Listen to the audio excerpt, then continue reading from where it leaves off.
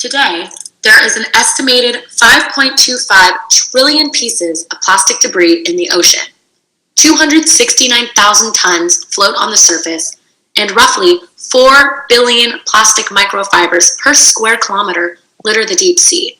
In other words, tiny pieces of plastic are contaminating our oceans in large masses and at an alarming rate.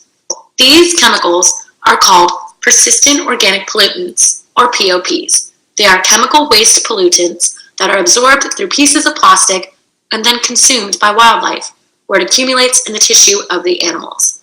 Because of this cycle, wildlife and plastic itself have become a transport mechanism for toxins in the environment. These persistent organic pollutants can be found in the tissues of almost all sea life animals, including fish. Keep in mind, these are the same fish that we consume as humans on a daily basis. These plastic-poisoned, organ-rotting fish are then harvested by fishermen, sold to fish markets, and consumed by people just like you. Thousands of fish and other marine animals are killed each year after ingesting plastic and directly absorbing the POPs into their bloodstream. These pollutants latch onto proteins and prevent them from functioning properly. With all the plastic found in our oceans every year, it's safe to assume that the percentage of fish affected by POP side effects is fairly high. Studies have linked POP exposures to declines, diseases, or abnormalities in a number of wildlife species, including certain kinds of fish, such as tuna and swordfish. Wildlife can also act as sentinels for human health. Abnormalities or declines detected in wildlife populations can sound an early warning sign for people. In people, reproductive, developmental, behavioral, and even neurological adverse health effects have been linked to persistent organic pollutant exposure. People are mainly exposed to POPs through contaminated foods. What kind of foods, you may ask?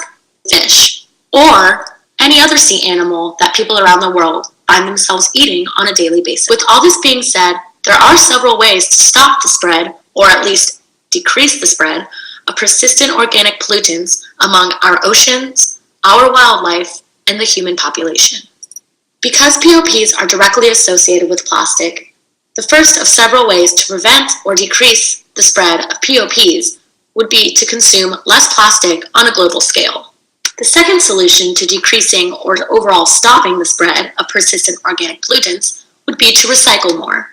The more recycling performed around the world, the less plastic that will end up in our oceans, leading to a decrease of plastic consumption among wildlife. I'd like to give a special thanks to my professor, Dr. Z, for providing me with the proper knowledge and education needed to produce this video.